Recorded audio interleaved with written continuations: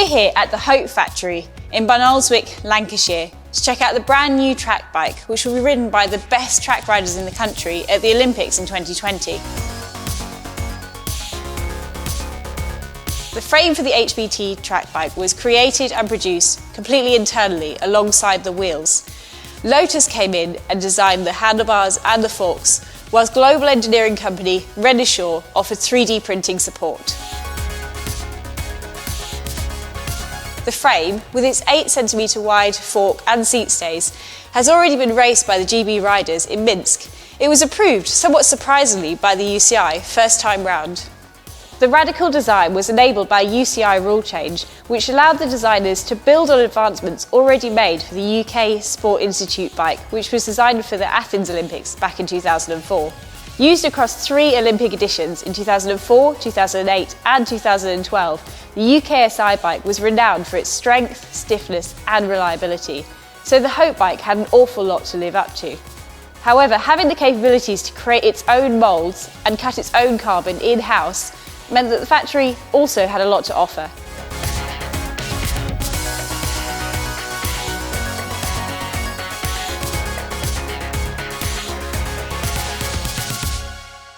When we look at this bike, the obvious difference between this bike and the track bikes that we've seen before are the really wide forks and the really wide seat stays. And the UKSI bike had slightly wider forks, but nothing like this. No, I mean, the whole idea behind this bike is the actual design.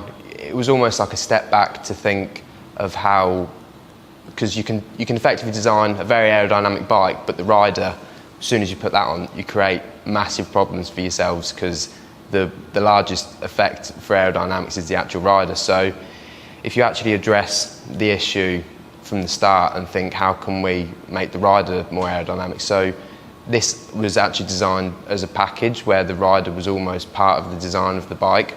So you can tell from when you take a frontal view of the bike with the rider on it and see the whole thing as a unit, you can see that the forks and the seat stays are aligned with the rider's legs, and it's all aimed about channeling the air more effectively about the rider's legs. So how long has the bike design actually taken from start to finish? A number of years? It's quite a few number of years. When you talk to British Cycling, the original idea, I think it may have been before Rio. Mm-hmm. It was a long time ago they actually were looking at it, and it was sort of just a bit of a concept idea they had, and then they worked on it, and then with the rule changes as far as UCI, they had to get the knowledge and things over to a bike manufacturer. So we've taken that and worked further with it. And you've worked with Lotus and Renishaw as well. So that's quite a collaboration when you're creating one finished product. How did you find the process of working with those brands? It's not been too bad. We just sort of, because we're working in different areas of the bike, it becomes quite simple. If we were all doing the same part, it would have been quite difficult. But because Lotus and Renishaw more with the handlebars and then the forks as one project, and then the integration between those, and then we've done the frame itself. So I think and the wheels. So it's been sort of split as far as it goes. So it made it a little bit easier for us, and it's been not too bad a process really that way. There are features. Obviously, the fork is very, very different. Seat stays are very, very different to what we see traditionally within cycling. Do you see some brands perhaps taking some notes from your design? They could do, certainly. I mean, we've said before that I think this sort of such a radical design that realistically, on the track, every single little percentage makes a difference, whereas I know some time trialists will be looking for that and things, but in general riding, you don't need to go to that level, so the complexity of the design might not really cross over that well into actual mainstream road cycles, bikes and things.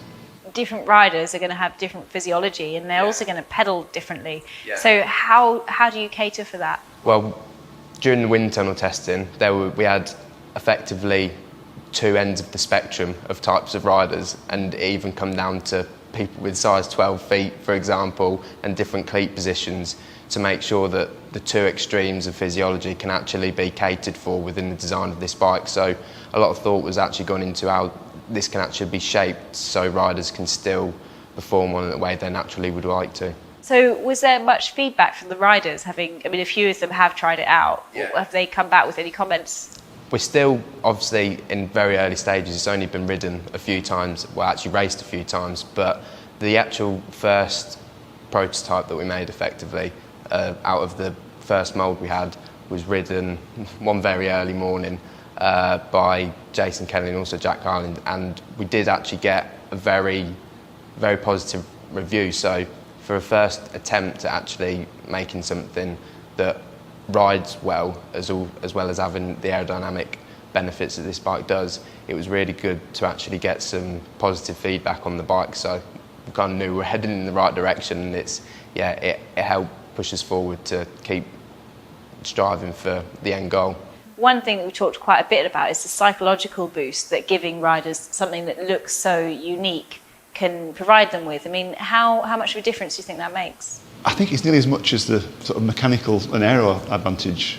When you talk to some of the psychologists around cycling, obviously it's so important now that if someone believes it is better, they will perform that much better on it to start with. But there is an advantage physically in the bike itself, the aero, but I think the psychologically is probably as important, really. The design of the wheel is something that is actually quite revolutionary, although I don't want to say we're ripping up and redesigning the wheel, but we sort of are. Yeah. So can you take me through what's so different and what the process is? It all came about from the problems that can be faced when you're actually manufacturing something with such a large void like a disc wheel internally, and how you can best make that structure hollow and make it as structurally sound as you possibly can.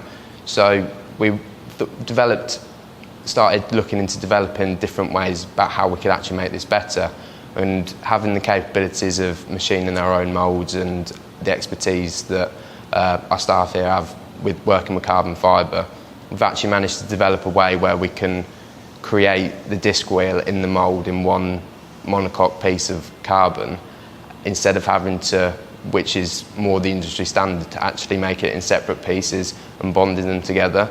So the initial weight saving you can gain from that is all the bonding agent that you'd have to use, which on something that is quite light in the first place, when you're taking out such a substantial area of bonding agent, it's actually a significant amount of weight that we can reduce out of that. And you're also getting a much more, the actual manufacturing process of making it in one piece allows you to have a much better control over creating a more structural wheel. You used computer-aided design in order to look at the tolerances and to understand how strength, compliance, all of those things interact with each other. And you would also have looked at how much power that bike has to be able to tolerate. Yeah. So what was the maximum power that the bike needed to be able to withstand?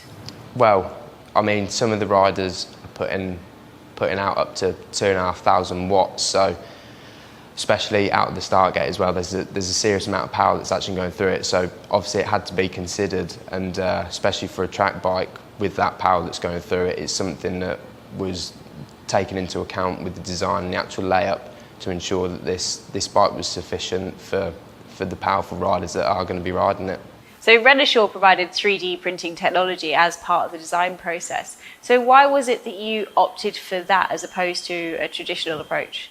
Well, the benefits of the 3D manufacturing process is areas such as like the seat tube, where it meets the seat stays. You've got, just because of the elaborate shape of the seat stays, you've got quite a difficult junction to make, and to make that as a hollow structure as carbon or to machine it as aluminium, you're talking about pros and cons and what's the best way to do it, whereas 3D printing offers a way to manufacture complex junctions like this.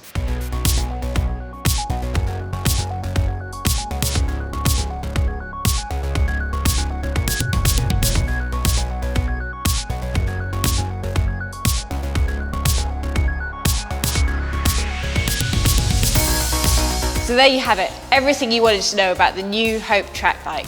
Do you think the design will pay off at the coming Olympics? Let us know in the comments. If you've enjoyed this video, give us a like and subscribe to keep up with all the action.